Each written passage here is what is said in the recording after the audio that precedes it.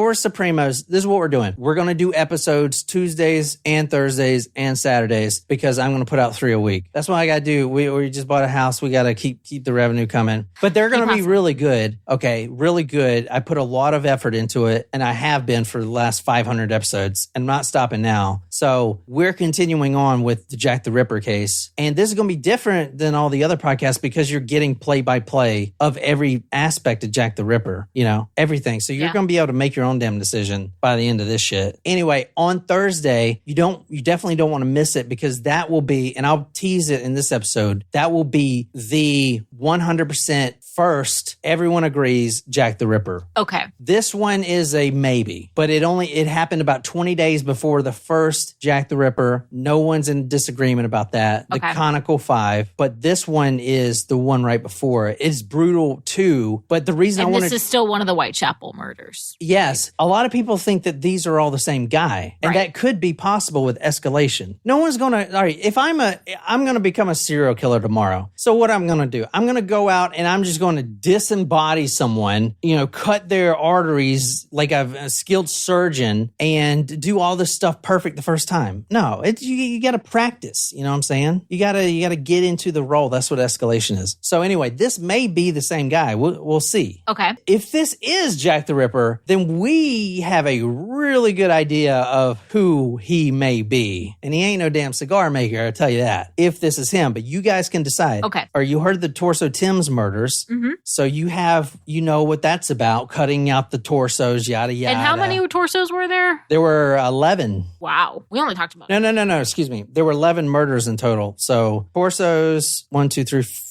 we did 3. There was one that I didn't do. It was too small. Okay. I was going to say, I think we only talked about 2. So, okay. Well, then there's 3. There's one I didn't do that's too small. Okay. There is one after Jack the Ripper, which is probably the same guy, I would imagine, but it may not be Jack the Ripper. Okay. It's confusing because they have 3 cases and this is Scotland Yard, man. Like, these are the Pinkertons, right? I mean, they should be able to fucking catch this guy. Isn't that what they're known for? No. Anyway, so you guys can tell me if you think this is Jack the Ripper or not. But hey, Natasha. What's up, Natasha? What do you think of that? I like it. I'm excited. Tonight, we are talking about a Whitechapel murder. August 7th, 1888. So when was the last one? Do you remember? The last one was October 20. Oh, no, that's not it. The last one was April 4th, 1888. Emma Elizabeth Smith. The letter in the box, the kidney, that was October 1888. Okay. So I believe that is right after this, what we're talking about. This is in August 7th, 1888. We're talking about a police chief right now. This is 2 a.m. in the morning. His name is Thomas Barrett. And there are a couple witnesses here to what I'm going to tell you about. But that's where we're starting tonight with this guy. And do you want to go to Google Earth or not? Nah, well, it's up to you. Are we going back to the Tims? So we're close.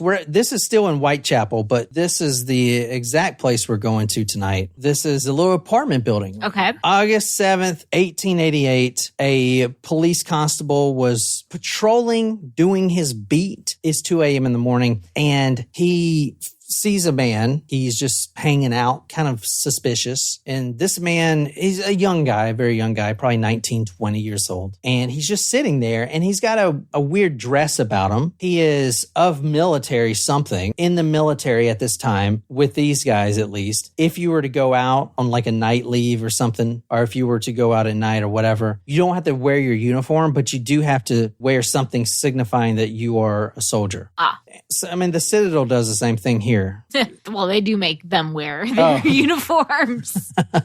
So this guy, this constable, sees this young man and he says, "What are you doing here, son? Like, Is this a seedy area? Very seedy." Okay. And I want to say London, especially in the East End, there was a lot of societal woes at this time. I basically said what was going on in London during the Jack the Ripper time. Let me pull up what it said. Oh, interesting. This is like the time of A Tale of Two Cities, right? Charles Dickens. I don't read fiction. What was that book about? Never mind. No, tell me. I don't. What was it about? It's during the time of the Industrial Revolution. That is This is in the industrial. Yeah. So let me pull up what I said because it's pretty interesting. Yeah. So this was, I guess, the start of the Industrial Revolution. And there were, like I said last time, there were only two classes, which is the lower class or what was called back then the unfortunates. Ooh. You know, it's like if you see someone on the street now, you may call them the unfortunate. I don't know.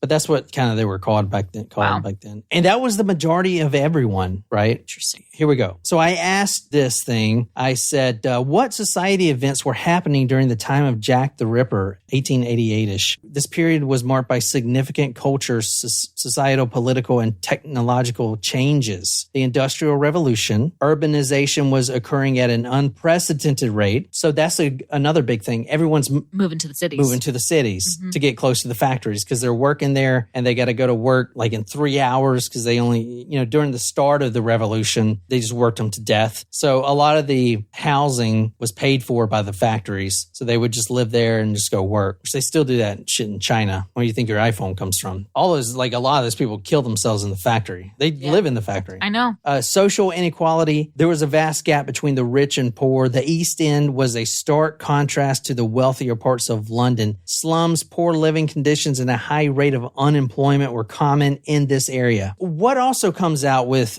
like the rise of unemployment? Crime. Well, yeah, crime, but what else that women are usually fall into? Prostitution, right? So the Irish question, Ireland's push for the Home Rule between the British Parliament, I don't know. Women's rights movement, women's suffrage. Yep. Could that have been something? I mean, maybe. Jack the Ripper is like, fuck this. Maybe. Anti-female. Yeah. Social reforms, scientific, technological advances, arts and literature. Thomas Hardy, I don't know who that is. Media sensation, the rise of mass media, especially in newspapers. Holy shit. So I noticed something very interesting with this case. So I went back from all the Thames murders and you would see little snippets. And then you can see as the bodies kept piling up, more and more newspapers started posting about it. So I don't know what happened. Like maybe at their news station, everyone's piled up to see, what happened to this body. It's morbid curiosity, but however they figured it out that if it bleeds, it leads. And you can see that in this case. You can see that so well in this case. Yeah. Because it really does ramp up. I'm talking about the details they're putting in there. It's like a reality TV show. And that's what it was. It was just entertainment back then, and it still is now, I guess. But I guess it was the first time. Anyway, this soldier, he says, I'm just waiting on my chum to come back. He's walking a woman home to where she lives, and he should be back any minute, maybe an hour or two. So here's what happened. And he was talking to the police. Me and a friend, we're both soldiers. We're pub hopping because this is a bank holiday. So everyone got paid. So we're going from bar to bar and we can stay out all night. And we meet these two fine young ladies. Well, not young, older ladies. We meet these two fine older ladies. And who are for sale for the night. Yeah, they are. Okay. But they may not have known that. Okay. They are walking them home and then they split up. Each of the soldiers has his own woman. And he had already dropped his woman off and now he's just waiting on his buddy. Okay. So the cop's like, all right, whatever, have a good night, yada, yada. Next, what happens is, and he's called as a witness. And this is in the George Yard buildings. This is an apartment building. And I showed you where it was. A guy named John Saunders Reeves, he was leaving for work that morning at 5 a.m. in the morning. And he literally is coming down his apartment, the one I showed you, and he has to step over a woman's body. Now, a cab driver earlier in the night who got home at 3 a.m. saw this woman sleeping or something. He didn't see any blood, but it is dark. This woman is on the bottom of the stairs. She's kind of curled up. He thought it was someone sleeping there. And this happens a lot in this time. However, at 5 a.m., this man gets out of leaves his apartment, and then he actually sees this huge pool of blood. This woman has been stabbed repeatedly. And this is kind of a newspaper photo of the time here that was printed. So this woman down here. Now she's on the bottom step of this apartment building. Yeah. So here's one of the things I want you to think about. That's pretty ballsy to kill someone there. These apartments are filled up with people. And true, very overcrowded. I mean, you think the apartments now are bad where you can like hear your neighbors and it's like, turn that shit down. Think about it back then. They didn't even care about that. It's just a little piece of plywood up between everyone's, space. So do you think she was actually murdered there? Well, we'll get to that. Or was her body just left there? Well, we'll get to that. But it is very odd to everyone that there was no screaming. Or if there was, no one heard it. No one heard it. Or is it just like too common? So there was a body found at the apartment on the bottom steps. 39 stab wounds. 39 body and legs, 9 stab wounds in the throat, 17 in the breast. Her left lung was penetrated in 5 different places. This was a savage murder. It was horrible. We do have her death photo. Now, not the body, but just the face. Now, this was actually printed in the newspapers. Wow. Yeah, there you go. The first time ever. Was it so they could identify the body or was it so they could sell papers? You tell me, because it seems like as more as I'm reading this, it's to sell papers. Yeah. But this is what they printed. That's her. Oh, wow. That's the woman. We don't even have a name for this woman yet. Wow. Now, here's a cool picture I found. I see some people do this sometimes, some very talented people, but they'll take these old photos and recolor them to what they would look like today. Mm-hmm. So this is her in what she would look like today. I thought it was a pretty good recreation there. Oh, interesting. So that's what she looks like. So can you kind of describe her? If I were to guess, I would say maybe she's in her late 30s, early 40s. She is maybe on the heavier side. Brown hair, it looks like. I can't tell if her hair is long or short, honestly. I can't tell if it's to her shoulders or longer than that. I think this is a picture of where she was lying. It looks like she's maybe wearing a dress, but I think that's it looks like a blanket covering her. Exactly. And you see where the blanket is covering those spots. Because remember I said she was stabbed in the throat like 9 times? Yeah. Where do you think she was stabbed at? Right here, right? Right. Mm-hmm. So this blanket's doing a great job, but you can see the blood, all this coagulation down here. It almost looks like maybe the throat was like slit almost. That's a good point. However, if it was, that is a really, just remember you said that. Okay. If it was, that could change a lot of things as far as MO. But however, I didn't see anywhere where it said it was. It said just 9 stab wounds with a penknife into the throat. That's all I saw in all these newspapers, right? Okay. So, but that wasn't the only weapon used. All right. Now, spoiler alert, if you guys didn't catch on to this, that guy's buddy that the constable saw, his chum, he was with this woman. Oh. Right? So his buddy is suspect number 1. Yeah. Well, actually now he is also a suspect. Yes. So we got to figure out who these... Because was there even a buddy, right? Yeah, that's true. Well, there was, because there's other witnesses that saw them together. Okay. Yeah. All right. So we have a suspect for this. We have a suspect. Well, 2, actually. 2 suspects. One's not here, but the other one. Now, this guy who talked to the constable, and I guess this was okay back in the day, but I definitely wouldn't try it. He refused to give his name, which sucks. I mean, dude, at least give a fake name. Say your name is Charles Dickens, Yeah, how's he going to know? So what I want to decide is this Jack the Ripper? The start of Jack the Ripper? I can't tell you until we cover Jack the Ripper. We're going to cover his first victim tonight. Well, we're going to tease it tonight. Okay. A perplexing feature in connection with the outrage is the number of injuries on the young woman's body. That the stabs were from a weapon shaped like a bayonet is almost established beyond doubt. A bayonet, that's interesting. Military. Ooh, is he a military doctor?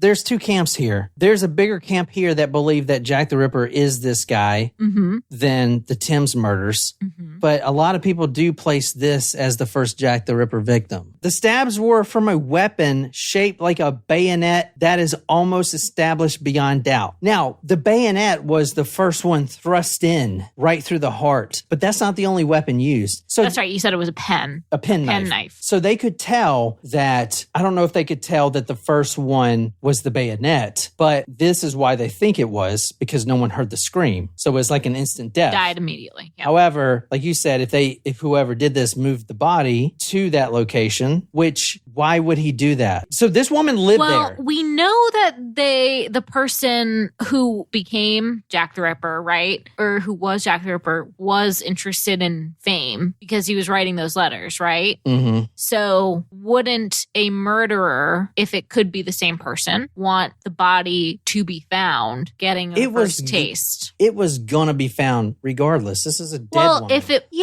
But like it causes a scene in a public place. So here's my differently than a woman who's found dead in her apartment. So here's my thinking on this matter, because this is very important. If it is Jack the Ripper. So the police believe that the bayonet was used first, and the only reason they believe that is because there was no screaming heard. However, if he would have moved the body, which I didn't see anywhere where the police surmised that, there may have not been blood anywhere else. Plus, she was lying in a pool of her own blood. Mm-hmm. But this is very important because the bayonet used, if it wasn't used first, the reason it was used last is because a little penknife wasn't doing it, wasn't killing her. Yeah. So you pull out the bayonet and you straight to the heart. That thing goes right through there. But at the same time, she would be screaming bloody murder, and all of the other tenants in that apartment would wake up. Now, I want to say she lived in that apartment. So did he know that? Kill her somewhere else and then drop her off at the apartment for fame, or just be like, okay, she was at her apartment? Well, what if,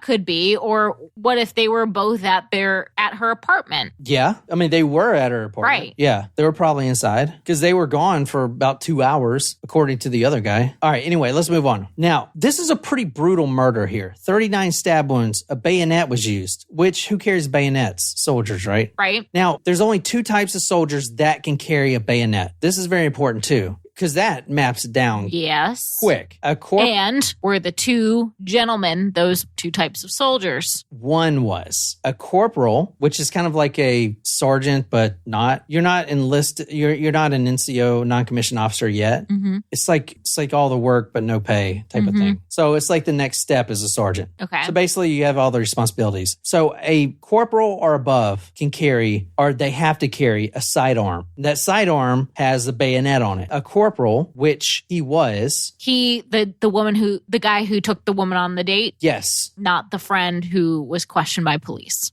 No one knows. No one knows who these guys are. You're going to see. But you just said yes to the one. I said yes. One of them was a corporal and one of them was a private. That's all we know. Oh. Yeah. But you don't know. We don't know the identities of these men. No, excuse me. I didn't say I didn't mean as a matter of fact, one's a private, one's a corporal. I said a bayonet was used. The people that can carry a bayonet, you have to be a corporal or a sergeant. Or higher, right?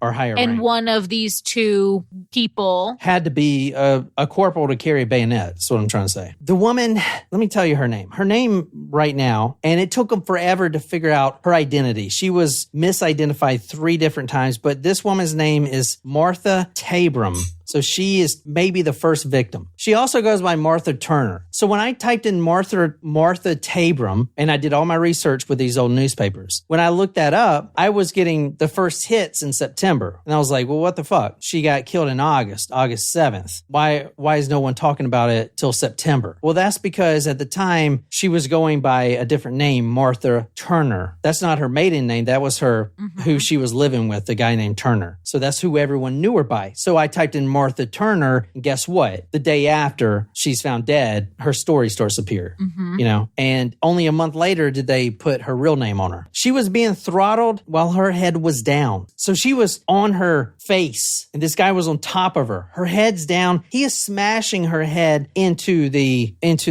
ground. Her face was so swollen and distorted in consequence that her real features are not discernible. Well, we have her photo.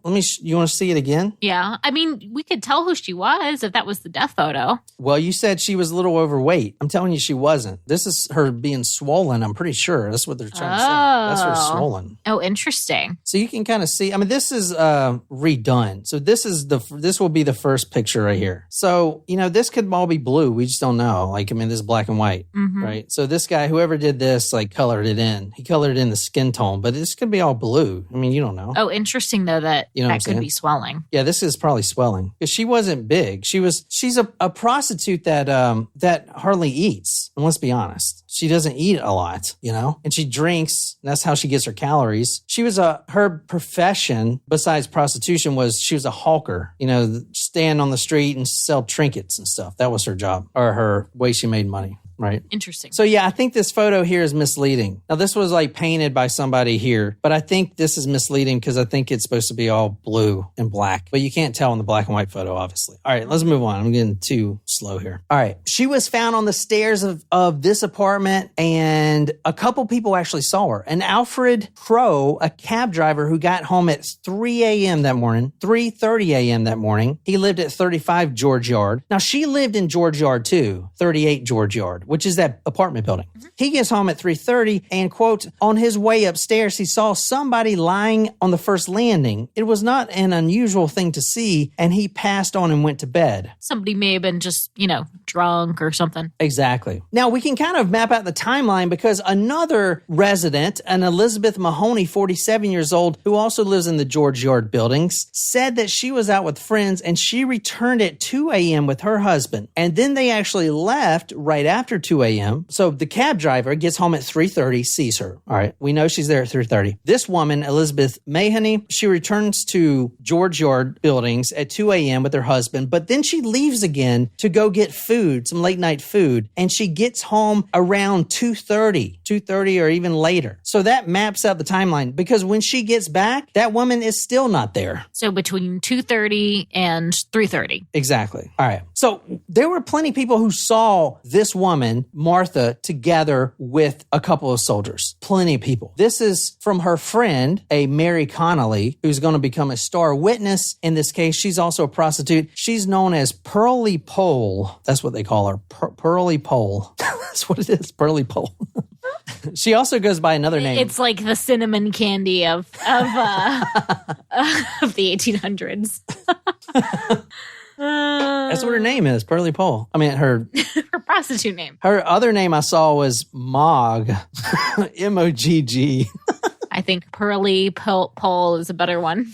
No shit. All right. This is what she says happened. She walked around in several bars with her friend, Martha Tabram. They're friends. They work together. They walk around several bars. Because you know why? You know why the women are walking around tonight? Looking for a place to stay. Well, no, not a place to stay per se, but, and don't get mad at me for saying this, but it's bank holiday. That means the soldiers are out. They got money to spend. That means they got money to spend. That means drinks are flowing. And so they're definitely out. All right. And a lot of people see them because a lot of other people were out too. So they were seen in company of both of these men, and they did place two soldiers under arrest, which we'll talk about. They belong to the Coldstream Guards. I don't know, some London thing. Seen drinking at Princess Alice, which is like one of the bars. One was a private. This is what she says. One was a private and the other was a corporal. That's what this witness is saying. The one that was with her. This is the one that was with the other guy. Okay. That when the constable saw this guy, he had already dropped Pearly Pole off. Right. One or two other women who saw her in the company of some soldiers at the neighboring public houses. There was a dispute, and one of the soldiers struck the companion of the deceased a blow. This was just by George Yard, a long, dark thoroughfare, and it is believed that the deceased was forcibly dragged up to the place where she was found so brutally ill-treated and so fearfully wounded. So people saw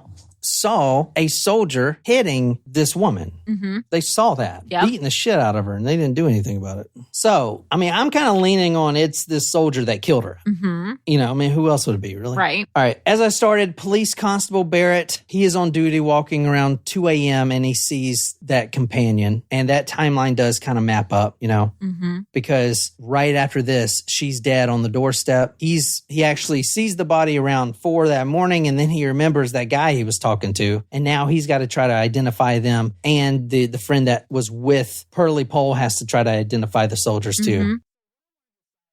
So what do you think so far? I mean, I know so far it makes it seem like the two gentlemen that these two ladies were with had something to do with it. Yeah. Now, a lot of people think that this is Jack the Ripper. Right. Here's a newspaper clipping that's kind of like a damn it. It's like a description of what was found. So it says the unfortunate victim was seen drinking with soldiers. So that's her right here. This is her. Oh, they've got the bitch slap on the what? On the image. The what slap? Bitch slap. No, he's just doing the thing with the, Oh, it looked like he was slapping her face. What? No, they're just having fun drinking. Oh, okay. So it doesn't show a bayonet, but I guess he has one on there somewhere. He's in uniform. Mm-hmm. All right. So then George Yard, that's where she lived, lodging, good beds, and then finding the body of the murdered woman on the landing of the George building. So this is her in a pool of blood. So she's not fat. She's just really swelled, right? And then the mortuary entrance to George Yard. This is where they think she was murdered at and then dragged to her apartment. Mm-hmm. Or maybe she was murdered inside her apartment. I don't know. It's weird. So this is the corset that she was stabbed through. Oh, interesting. So I'm imagining that penknife isn't going to penetrate that, and that's why he pulled out the bayonet. Yeah, there were some serious undergarments in those days. Exactly. The fact that they knew that it was the bayonet that did it was pretty impressive in my opinion. You know what I'm saying? Yeah. So Polly Pohl, now it's up to her to identify who this was. At noon yesterday, there was a parade of Coldstream and Grenadier Guards. So here's what happened. The commander comes and he's like, all right, every one of you soldiers, and this is a few days after the incident, every one of you soldiers line up. You're going to march, dress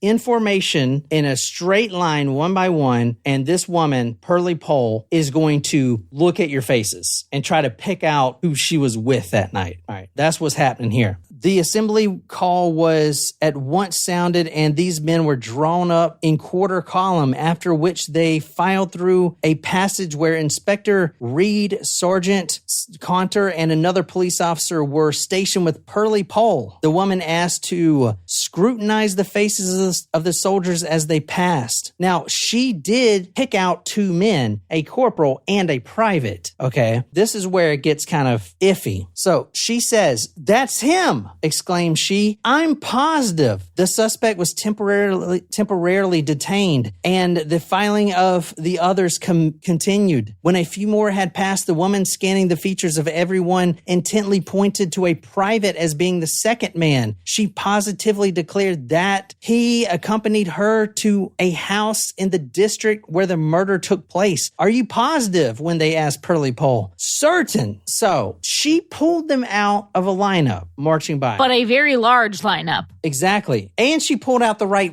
rank too. One's a corporal, one's a private. I think you would know who you spent the entire night with and who went back to your house. Unless you were under the influence of a lot of alcohol. Yeah. But here you go. It was pointed out that the corporal was but a private with a good conduct stripe, a man of exemplary character who was in the barracks by 10 o'clock on bank holiday night. So is this I don't know. I feel like this may be a covering their asses type of thing. I don't know. You mean like it could still be this guy and he's just got a good guy persona? Yeah. She picked him out. Yeah. Right? Could be. And he was out that night, but he got back at 10. I mean, and how do we know? Was there a roster? I don't know. So you think she positively identified the gentleman? If she did, we would know who it was. Is his alibi strong about the whole 10 o'clock thing? All it says is he was of exemplary character who was in the bed racks by 10 o'clock on bank holiday. And also seeing the private's movements on the night of the crime was also forthcoming. The former man was at once exonerated while he is also of exceptionally good character, was formally told that further inquiries must be instituted. He was told that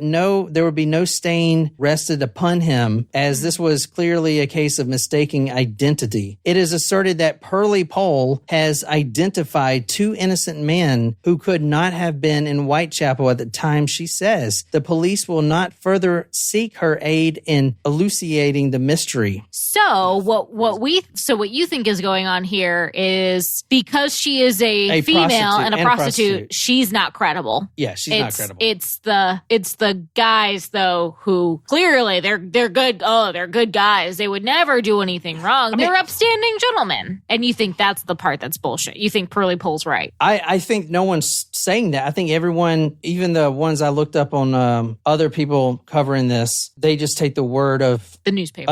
Of not just the newspaper, but of the command. Yeah. Oh, it couldn't have been these guys. But they were. Well, everyone thought Ted Bundy was a good guy too.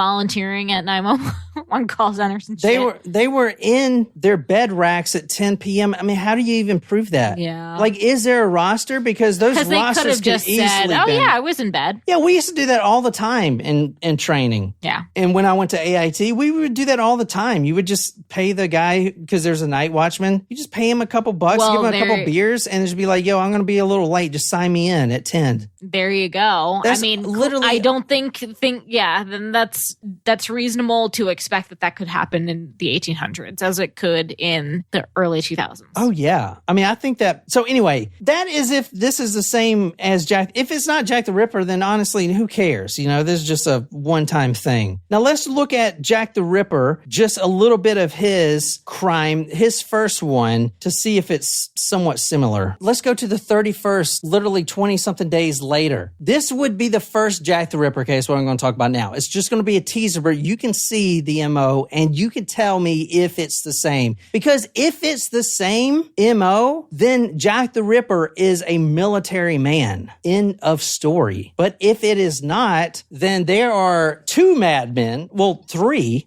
madmen with the torso walking London around the same time. And I went back to the paper. Remember, there was nothing of this nature for 100 years before this. Yeah, there were murders, but not dismemberments. Right. So now you got three within the same time period. That's a little coincidental, Anyway, so this is the 31st. A woman was found. A constable finds a young woman about 4:30 on the 31st, and it's a dead body of a woman. Now, this woman her head had been, quote, nearly severed from her body. A horrible gash, fully an inch in width, extended from the side of the neck to the other, completely severing her windpipe. The lower portion of her abdomen was completely ripped open, causing the bowels to protrude. The woman was at once conveyed to the mortuary where now she lies. That seems a little different, does it not? It does, but that's interesting, though, that I thought that the throat was slit on that other one. I know. Well, I didn't see it was slit. It looked like that from the deathbed, I know. But would this guy risk it? If this is the military guy, would he risk going out and doing this? If someone's a serial killer and a crazy, can they help it, So I don't know. Anyway, that's another Jack the Ripper. We're going to be doing that one on Thursday. Okay. Like I said, I know that it's kind of not boring. I know. I think it's really interesting. I mean, we're going step by step. I know that's freaking not how I usually do it, but that's how I'm doing it now. Plus, we're doing more episodes now, so, There you go. So, and I'm researching these in real time. Anyway, I hope you guys enjoyed it. On these, you give me a lot to think about in between, so I'm glad that we're recording more frequently versus waiting until Saturday. That would... Yeah. Because I am really thinking about, could it be the same guy? Could the torso, and all of the connections that, and things that we've shared, could that all be feasibly one person? I don't know. So I haven't done these yet, so I don't even know myself. I'm going to be researching this week. So I'm at the same place now that you are. If you ask me, I don't think the Tim's murders are the same. I think there was too long and it's too different. But as I read this, I don't see a surgeon doing this. All right, so let me just read what it said again.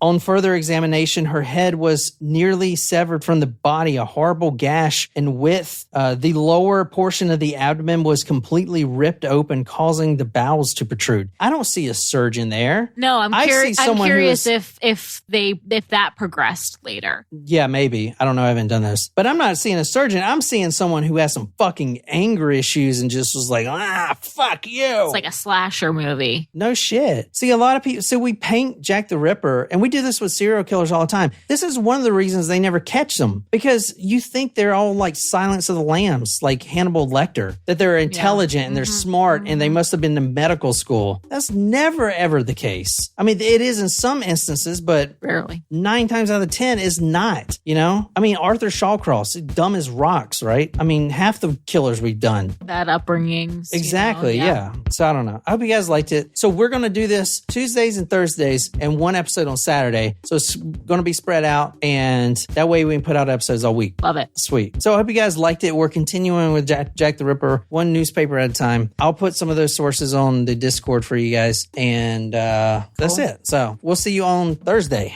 So until next time, good night, you lovely, lovely Supremos. Bye.